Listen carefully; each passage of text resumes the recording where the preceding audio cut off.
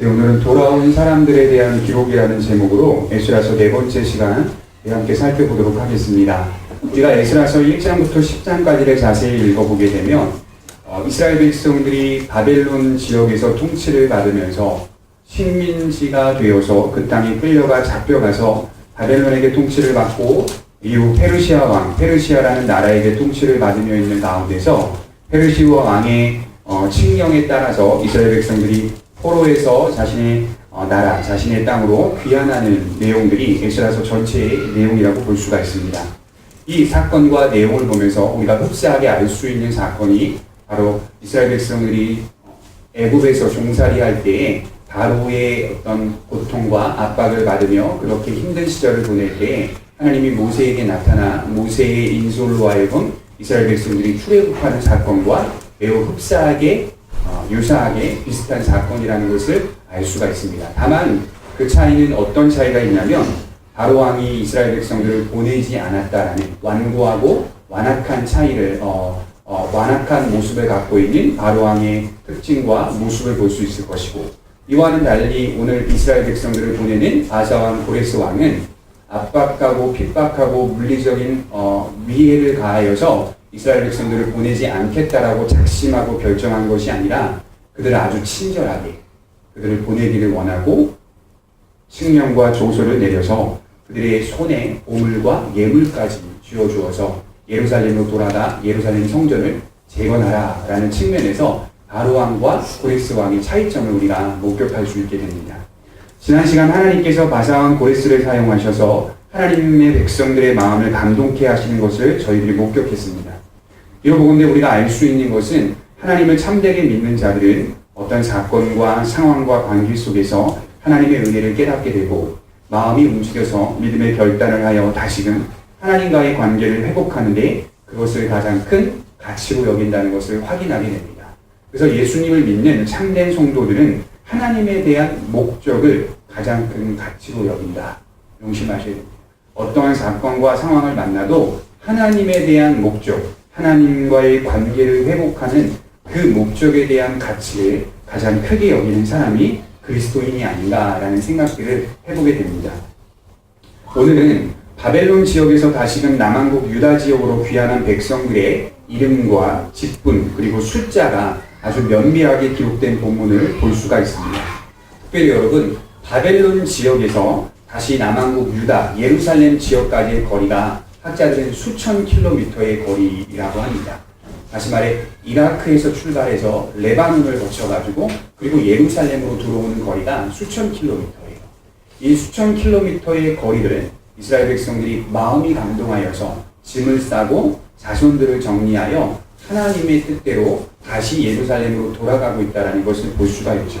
힘들겠습니까? 안 힘들겠습니까? 힘들죠. 차라리 바벨론 지역, 소위 말해 지금 이라크 지역에서 사는 게 그들에게는 더 나을 수가 있었습니다. 그럼에도 그들의 마음이 움직여서 예루살렘으로 돌아오는 것을 볼 때에 하나님에 대한 목적을 가장 큰 가치로 여기는 성도의 모습을 확인할 수 있다는 것이죠.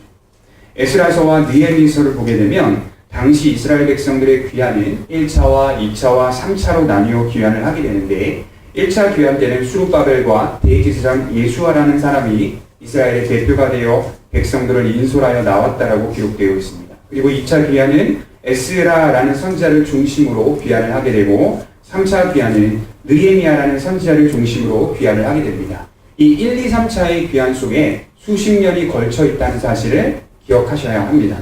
특히 오늘 본문 2절에 직접적으로 기록된 11명의 인물들, 제가 2절을 다시 한번 읽어드릴게요. 곧 수룹바벨과 예수아와 느헤미야와 스라야와 르엘라야와 모르드게와 빌산과 미스발과 비그웨와 르훔과 바하나 등과 함께 나온 이스라엘 백성의 명수가 이러하니, 이 11명의 사람들은 어떤 사람들이냐?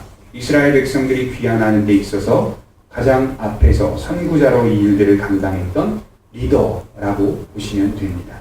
이들의 수고로 하여금 많은 백성들이 다시금 이스라엘 땅으로 돌아올 수 있었습니다. 그렇다면 여러분, 이처럼 앞장서서 수고했던 사람들은 어떤 사람들일까요? 2절에 기록된 11명, 앞에 나서서 수고했던 사람들은 어떤 사람들일까? 말씀을 연구하면서 1장 5절을 보니까 추측할 수 있습니다. 1장 5절에 보면 이에 유다와 베냐민 족장들과 제사장들과 레위 사람들과 그 마음이 하나님께 감동을 받고 올라가서 예루살렘의 여호와의 성전을 건축하고자 하는 자가 다 일어나니. 무엇을 알 수 있습니까? 1장 5절에 기록되어 있듯이 그 마음이 하나님께 감동을 받은 자들이었다. 그러니까 리더들이 어떤 사람들이라고요? 하나님의 마음에 감동을 받은 자들이었다. 하나님께 감동을 받은 자들이 이처럼 앞장서 수고하여 많은 이들에게 영향을 끼치고 또 다른 이들을 감동시키는 자들로서 앞에 서서 그 일들을 이루어가고 있었다는 것을 볼 수 있습니다. 저는 이 모습을 보면서 이처럼 믿음의 역사를 이루어가는 사람들은 언제나 과거, 현재, 미래 모두를 포함하여 하나님의 감동을 받은 자들이라는 것입니다. 이 땅 가운데 신자가 살아가는 가장 큰 힘은 어디서 나오죠? 인간의 재능도 아니고 인간의 배경도 아니고 인간의 학력도 아닌 하나님의 감동이 있는 자들입니다. 하나님의 역사하심이 있는 자들입니다. 진정으로 그 마음에 성령의 역사하심이 있는 자, 성령과 깊이 교제하며 성령과 교통하며 성령으로 분별하며 살아가는 자, 그런 사람이 앞장서서 하나님의 역사를 이루어가는 데에 귀한 역할을 할 수 있다는 것이죠. 우리 스가랴 4장 6절을 한번 보겠습니다. 스가랴 4장 6절입니다.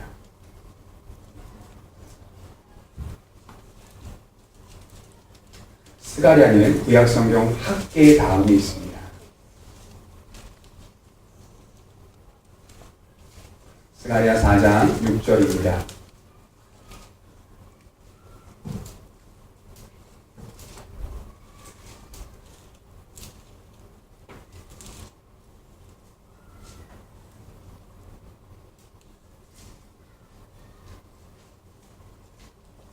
스가랴 4장 6절입니다.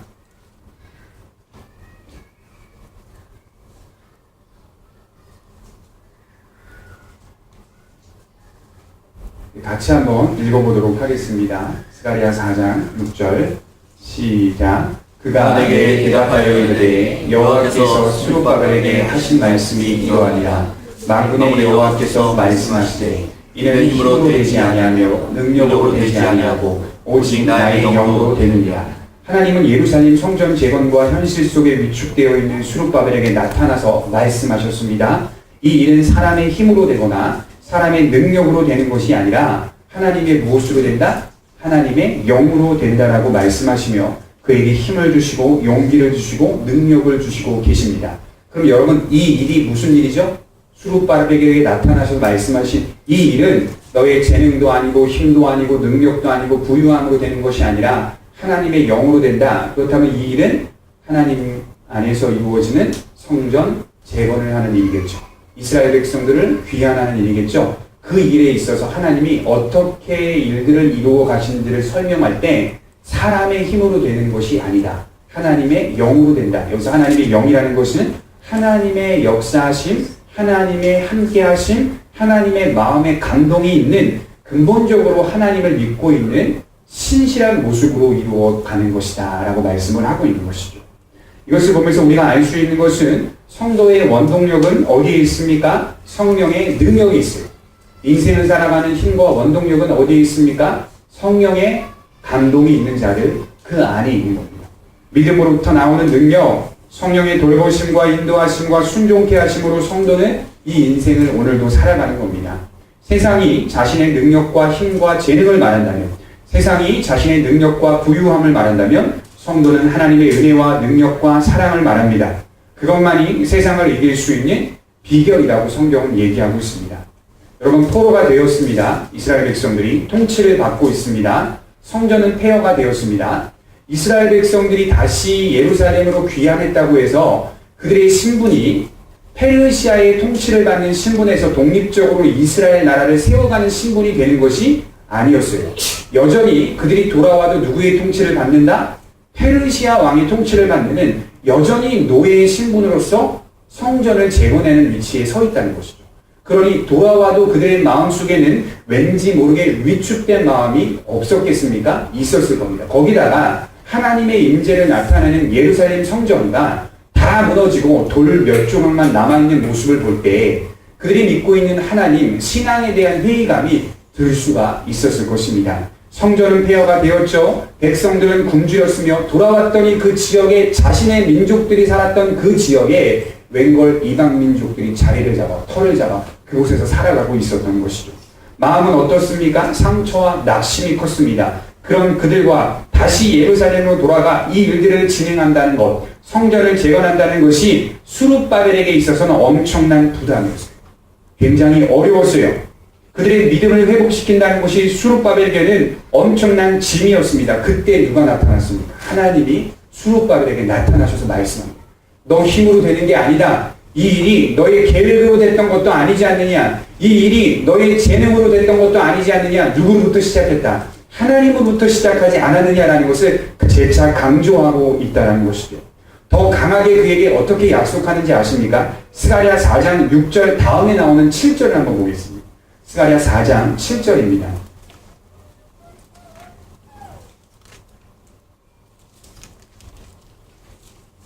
스가랴 4장 7절입니다.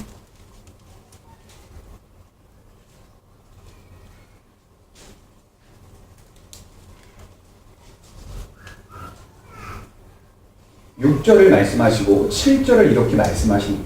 문맥을 이해를 잘해보시면 엄청난 격려와 위로를 확인할 수 있습니다.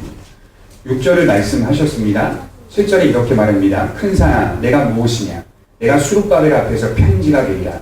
그가 머릿돌을 내놓을 때에 무리가 외치기를 은총 은총 그에게 있을지어다 하리라 하셨고, 하나님이 다시 한번 강하게 강조하죠. 큰 산아 내가 누구 앞에서 평지가 되라? 수룹바벨 앞에서 평지하라. 그러면 큰 산이 무엇입니까? 이스라엘 백성들을 방해하고 이스라엘 백성들의 내면에 있는 상처와 낙심, 이런 게 큰 산 아니겠어요? 더 이상 우리는 승리할 수 없다. 패배의식. 어떻게 우리가 회복하냐? 저 폐허가 된 성전 재건, 그리고 뿔뿔이 흩어지는 이스라엘 백성들의 마음 하나로 모아서 다시금 여호와의 신앙을 회복한다는 것이 그들에게는 큰 산이었다고요. 낙심 그 자체, 실망 그 자체, 환경 그 자체가 큰 산이었어요. 그런 큰 산을 바라보며 하나님이 다시 한번 수룹바벨에게 나타나서 뭐라고 말하냐면, 큰 산아 너가 무엇이냐? 하나님 앞에서 무엇이냐? 수룹바벨 앞에서 평지가 되라. 하나님의 말씀과 하나님의 역사하심이면 아무리 큰 산도 어떻게 된다는 거예요? 평지가 된다라고 말씀하고 있다는 것이죠. 그리고 이후에 나타나는 게 뭡니까? 은총이 누구에게 있을지어다? 수룹바벨에게 있을지어다. 이스라엘 백성들에게 있을지어다. 하나님이 그렇게 약속하고 계시는 거예요. 큰 산과 같이 안 될 것 같은 일이지만 하나님은 되게 하신다. 이거 긍정적인 의미가 아니라 하나님이 약속한 그 일을 하나님이 이루고 가신다는 거예요.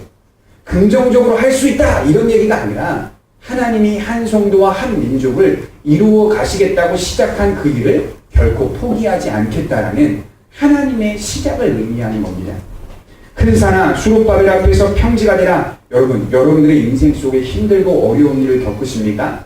그리고 믿음이 힘듭니까? 인생 가운데 캄캄합니까? 그럼 이 말씀을 가지고 외치셔야 되는 거예요. 할 수 있다! 할 수 있다! 이런 게 아니라 이 수룹바벨에게 약속한 하나님의 말씀을 마음에 새기시고 힘드실 때마다 큰 산아 내가 누구 앞에서 평지가 되라. 진두성 앞에서 평지가 되라. 그렇게 외칠 수 좀 있어야 되는 거예요. 큰 산아 네가 무엇이냐? 낙심되는 그 일이 무엇이냐? 그리스도인 하나님과 함께하는 내 앞에서 평지가 되라. 그렇게 외칠 수 있는 위로를 확인하셔야 되는 거예요. 영원한 생명으로 나아가는 인생길 속에서 하나님은 성도들의 마음 깊은 곳을 감동케 하셔서 믿음을 주셨습니다. 캄캄한 인생 가운데 막막하고 힘든 인생길 속에서 하나님은 우리들의 구원을 이루어 가실 것입니다. 정말로 바라보아야 할, 정말 위로받아야 하는 것이 이 땅이 아니라 소망이 하나님께 있다는 사실을 확인시켜 주실 것입니다. 성도에게 세상에 찾아볼 수 없는 위로와 평안과 격려가 이처럼 하나님의 약속된 말씀에 근거하여 있다는 것을 성도들 안에, 성도들의 심령 안에 분명히 확인시켜 주실 것입니다.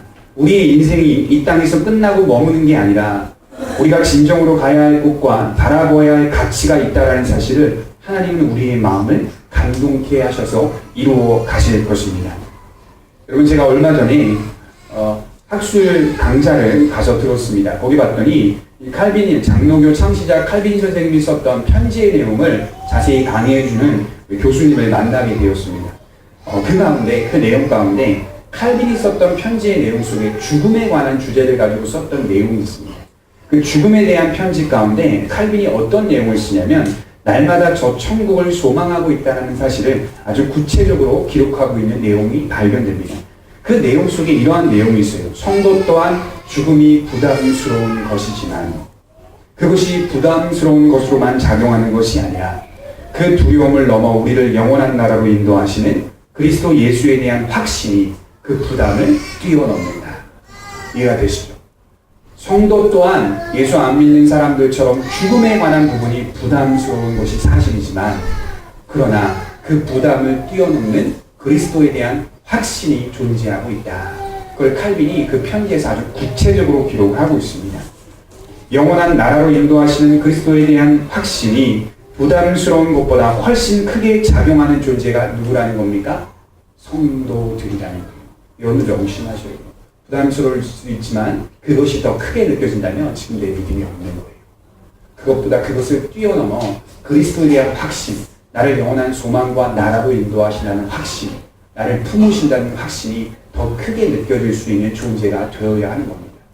고린도전서 15장을 한번 보겠습니다. 고린도전서 15장 55절입니다.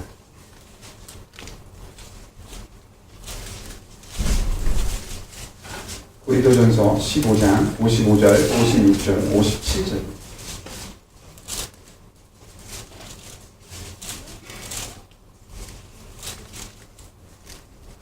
고린도전서 15장 55절 더 57절입니다.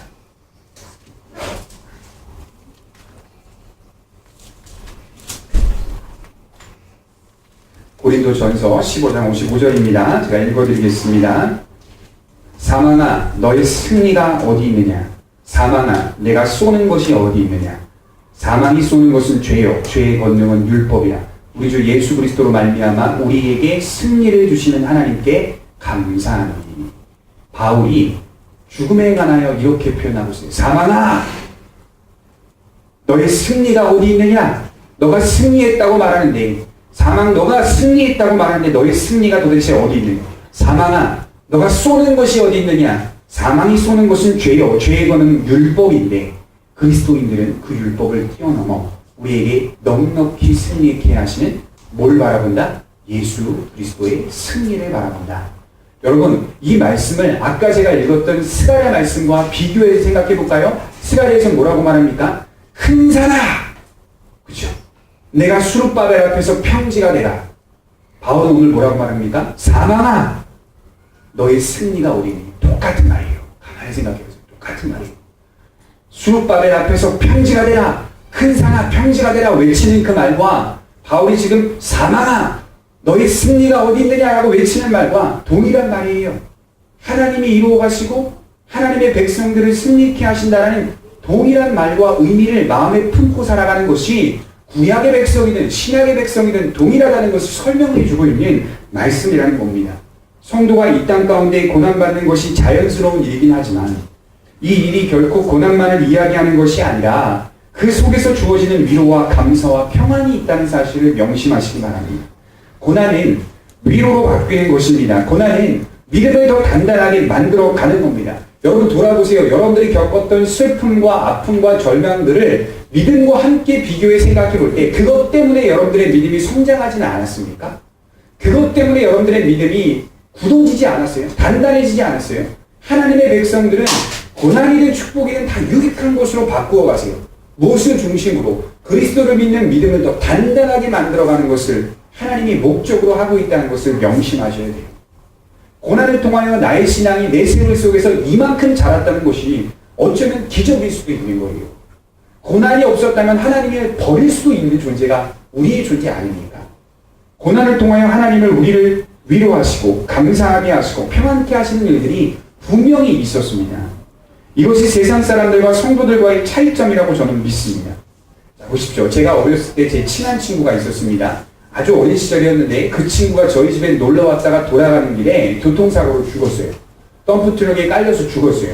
그 친구의 어머니, 아버지 다 교회를 잘 다니셨던 분이었습니다. 그 친구가 죽자마자 그 친구의 영혼 무슨 서약식인가 뭔가 하는 장례식을 절에 가서 절에다가 그 친구의 유골을 바치면서 그 친구의 유골을 절에다 갖다 바쳤어요.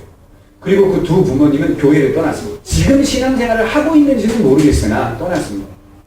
그리스도인 하나님을 참되게 믿는 믿음의 역사가 심령 중심에 있는 사람들은 하나님을 떠나지 않습니다. 큰 고통과 아픔이 와도 그것은 하나님 안에서 해결하려고 하는 것이지 온전히 하나님을 떠나버리지는 않습니다. 가장 큰 원망, 가장 큰 어떤 미움을 하나님에게 돌리고 떠나버리지 않습니다. 여러분, 욥이 고통을 받을 때 욥의 아내가 욥에게 나타나서 말했습니다. 하나님을 저주하고 죽어버려라. 다 우리 읽으셨잖아요. 너가 이유 없이 지금 고통받는데 차라리 그냥 너가 믿고 있는 하나님 저주하고 죽어라. 그러면서 아내는 도망갔어요. 욥의 곁을 도망가 버렸다고요. 욥이 도망갔습니까? 아니잖아요. 엄청난 신기한. 욥은 안 도망가요. 몸을 긁고요. 자식들이 다 죽었어요. 자신이 갖고 있는 재산 또한 다 날아갔어요. 그럼에도 불구하고 주신 이도 여호와시고 취하신 이도 여호와시니 오직 여호와 이름은 찬송을 나누지어다. 이 고백을 하면서요. 50장까지 그의 신앙을 놓지 않고 끝까지 붙들며 걸어갑니다. 후에 그가 받은 축복은 엄청난 실로 큰 축복이었다고 성경은 마지막에 그렇게 마무리하고 있습니다. 여러분, 성도들의 인생을 보십시오. 기록된 성경, 기록된 인물들의 모습들을 보세요. 고난과 절망과 아픔을 겪고 나서 마지막에 받는 승리와 축복의 은혜가 있어요. 그것으로 하나님이 종합시켜 주세요. 고통이 있다, 아픔이 있다, 이해할 수 없는 갈등이 있다. 그럼에도 불구하고 견뎌서 결국 승리 있게 하시는 그 목적과 은혜를 하나님이 성경의 인물들을 통해 우리에게 투시해 주시고 계시는 거예요. 그것을 보면서 우리가 알 수 있는 것은 믿는 자들은 떠나지 않구나. 믿는 자들은 하나님의 은혜를 더 붙들고 붙잡아 단단하게 세워가는구나. 여러분, 사도행전 9장 31절에 보면 이런 말씀이 있습니다. 그리하여 온 유대와 갈릴리와 사마리아 교회가 평안하여 든든히 서가고 주를 경외함과 성령의 위로로 진행하여 수가 더 많아집니다. 유대와 갈릴리와 사마리아 교회가 평안하여 든든히 서가고 주를 경외함과 성령의 위로로 진행하여 성도의 수가 더 많아지더라. 이 말씀만 보면 지금 잘 되고 있구나, 교회가 든든하게 서가고 있구나 라고 생각할 수 있겠죠. 그러나 30절, 29절 그 전 구절을 보면 그 당시 상황이 예수 믿는 사람들 핍박받고 죽임당하고 고통받고 있는 상황, 도망다니고 있는 상황이었어요. 그 도망당하고 있는 시점 속에 31절에 이렇게 기록하고 있어요. 그리하여 온 유대와 갈릴리아와 사마리아 교회가 평안하여 든든히 서가고 무엇이 있다? 하나님을 경외함과 성령의 위로가 항상 그들 가운데 있었다. 고난이 고난으로만 있었던 것이 아니라 고난의 현 시점 속에 성령의 위로와 여호와를 경외함과 하나님의 역사하심과 하나님의 은총이 동시다발적으로 함께하고 있다는 사실을 볼 때 그것이 교회가 든든히 서가는 하나의 비결이 될 수 있다. 핍박과 박해 속에서 유대 땅에 있던 그리스도인과 이방 지역에 있는 그리스도인들이 오히려 은혜를 더 많이 받아서 그 고난 때문에 은혜를 더 많이 알게 되고 더 많이 받아서 하나님을 경외하고 성령의 위로를 받으며 터전을 튼튼하게 세워갔다는 겁니다. 성도에게 모든 것은 그리스도 안에서 유익한 것입니다. 그렇지 않겠어요? 고난이든 축복이든 고난이든 그것이 모두 그리스도 안에 있다면 모두 다 유익한 것입니다. 성도라면 우리는 그리스도의 유익만을 위하여 사는 자들, 그런 자들이기 때문에 우리 자신을 위하여 사는 자들이 이미 아니기 때문에 우리는 어떤 환경이든 유익한 부분을 받아내고 믿음을 지켜가는 성도입니다. 그 사실을 여러분 본문에서 수룹바벨이 지금 경험하고 확신하고 있는 겁니다. 수룹바벨뿐만 아니라 예수와와 함께 나온 선구자들 모두가 이처럼 하나님께 마음의 감동을 받은 사람이었다고 성경은 기록하고 있습니다. 예루살렘 성전 재건이 그들에게는 건축물을 다시 세우는 정도가 아니라 그냥 건축 하나 하는 정도가 아니라 그러니 여러분 제가 이렇게 교회들을 보면 건축할 때 자주 쓰는 성경 구절이 이 학계, 스가랴, 에스라 이런 구절이에요. 근데 맞지가 않아요. 그 내용과 이 내용이 맞지가 않아요. 예배당 건축할 때 세우는 그 구절이 이 내용을 쓰면 안 된다니까요. 근데 그걸 쓰면서 크게 현수막을 달아놓고 있어요. 그거 아니거든요, 이 내용이. 그 내용이 아니라 하나님의 백성들의 마음을 회복시키는 내용이란 말이에요. 그 건축물을 세우는 하나의 정도가 사건이 아니라 건축물을 세워가며 정말 예루살렘의 장소 속에 임재하셨던 예루살렘 속에 하나님이 함께 하셨던 그 은혜와 약속을 다시 한번 우리의 흐트러진 믿음으로 회복하자. 그 뿌려진 그 믿음을 하나로 모아 하나님의 무엇에 맞추자. 율법에 맞추자. 그게 바로 에스라서, 학개서, 스가랴서의 핵심 내용이에요. 이해가 되시죠? 건축하자 이 내용이 아니라, 그러니 마음의 감동을 받아 11명이 나와서 인솔하여 이스라엘 백성들을 데리고 나왔던 그들의 마음의 감동은, 중심은 건축물 하나 정도 세우자 이런 중심이 아니라 하나님에 대한 신앙을 회복하자. 그 내용이었어요. 핵심이었어요. 그걸 세움을 통하여 우리의 신앙을 회복하고, 하나님이 우리를 버리지 않으시고 예언대로 다시 귀환시키셨다.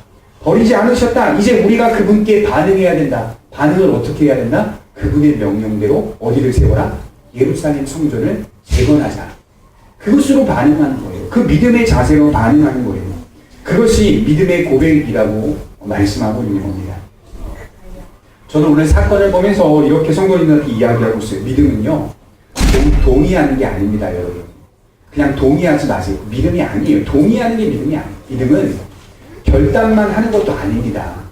믿음은 실제적으로 돌아가서 자신을 하나님께 내어드리는 것까지가 믿음입니다. 이해가 되시죠? 그렇지, 그게 아니에요. 다짐하지, 그것도 아니에요. 믿음은 돌아선 거예요. 이스라엘 백성들이 그 먼 거리를 결단하여 돌아온 것처럼, 하나님께로 돌아온 것처럼, 믿음은 돌아와 결단하여 우리의 삶을 내어드리는 것까지를 믿음이라고 하는 거예요.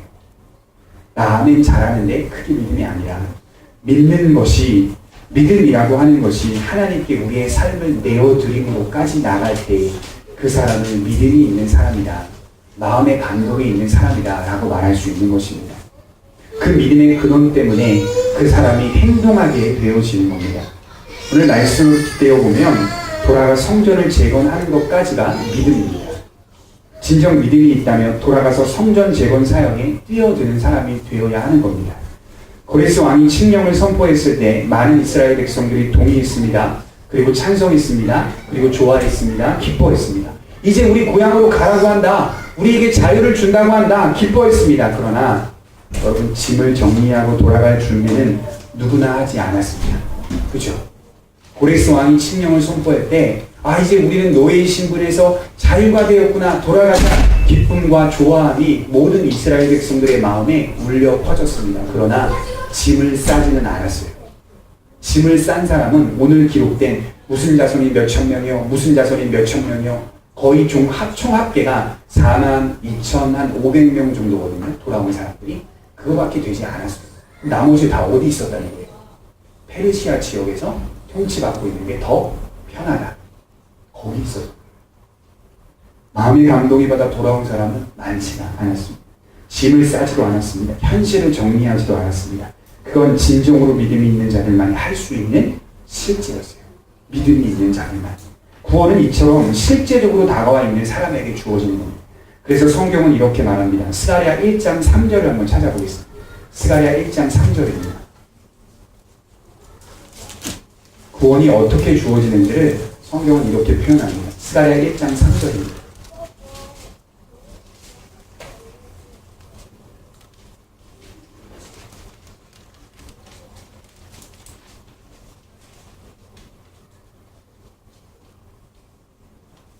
스가랴 1장 3절입니다. 읽어드리겠습니다. 그러므로 너는 그들에게 말하기를 만군의 여호와께서 이처럼 이르시되 너희는 내게로 돌아오라. 만군의 여호와의 말이니라. 그리하면 내가 너희에게 돌아가리라. 만군의 여호와의 말이니라. 뭐라고 말씀합니까? 너희는 누구에게로 돌아오라? 하나님께로 돌아오라. 돌아오라. 여기까지가 믿음이. 돌아오라. 만군의 여호와의 말이니라.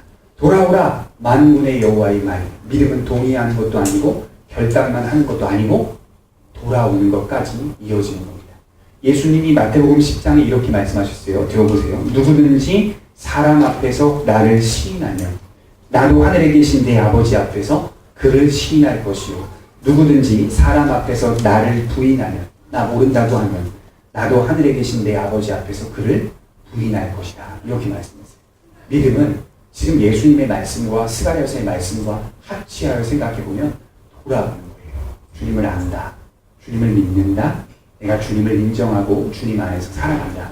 그럴 때 주님도 그 사람을 인정해 주는 것이고 부인하지 않는 것입니다. 만일 그 사람이 부인하고 모른다, 돌아오지 않는다고 하면 주님도 하나님 아버지 앞에서 그를 모른다고 할 것이다 라고 말씀하고 있는 것이죠. 예수님 또한 실제적으로 나를 시인하면 나도 그를 시인하고 나를 부인하면 나도 그를 부인할 것이라고 말씀하시면서 신앙의 실제성을 강조하고 있습니다. 실제성. 동의한다면 여러분 실제적으로 돌아오십시오. 동의한다면 여러분들의 인생 속에 바빠도 무릎을 꿇으셔야 돼요. 이해가 되시죠? 바빠도 무릎 꿇고 고개 숙여 기도하실 수 있어야 돼요. 버스 안에서도 어디서든 기도하시고 하나님을 바라보실 수 있어야 돼요. 오늘 예루살렘으로 돌아간 사람들의 기록을 보면서 우리는 그들의 본을 본받아야 합니다. 그들이 그처럼 실제적으로 돌아가 하나의 목적, 곧 하나님의 임재와 구원을 상징하는 예루살렘 성전을 재건했다는 것이 얼마나 큰 의미가 있는지 돌아봐야 합니다. 여러분 실제로 포로에서 돌아온 가문에 대한 기록은 훗날 후손들에게 매우 큰 유익을 주었을 것입니다. 그렇죠? 포로에서 돌아온 사람들을 이처럼 성경에 기록한 것을 보면 그냥 기록된 것으로 끝난 것이 아니라 훗날 다음 후손들이 이 기록된 사건과 사실들을 보았을까요? 안 보았을까요? 보았을 것입니다. 그러니 이 기록된 사건은, 기록된 명수는, 기록된 직분들은, 기록된 자손들은 그 다음 자손들이 볼 때에는 엄청난 교훈을 주고 있는 내용입니다. 왜냐하면 우리 조상, 우리의 자손이 돌아왔다. 그리고 어떤 조상은 돌아오지 않았다라는 걸 확인할 수 있기 때문이시죠. 훗날 후손들에게는 이 사건이 매우 큰 유익과 영향으로 다가옵니다. 후손들은 자신의 조상이 이처럼 하나님의 성전을 재건하기 위해 마음의 감동을 받아 실제로 돌아와 성전을 재건하고 하나님을 섬기며 나아갔다는 사실을 볼 때 자긍심을 가졌을 것입니다.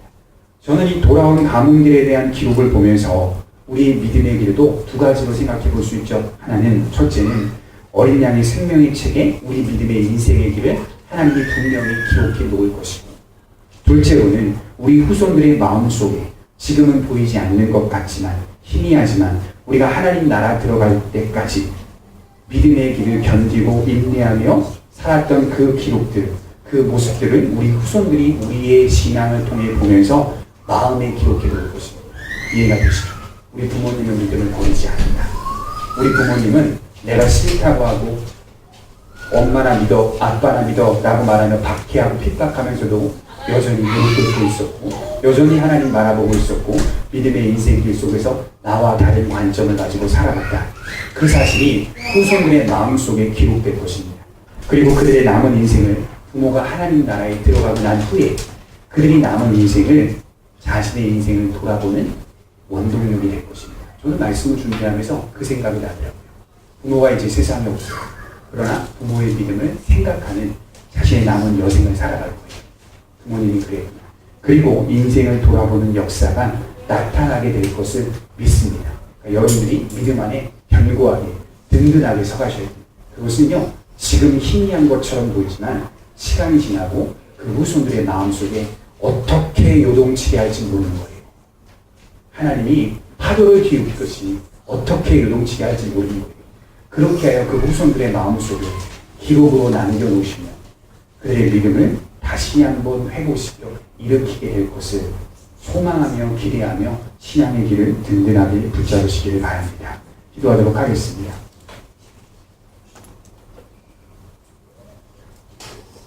살아계신 하나님 감사합니다. 하나님께서 이스라엘 백성들을 귀환시키시고 성전을 재건하는 장면을 보면서 이 일이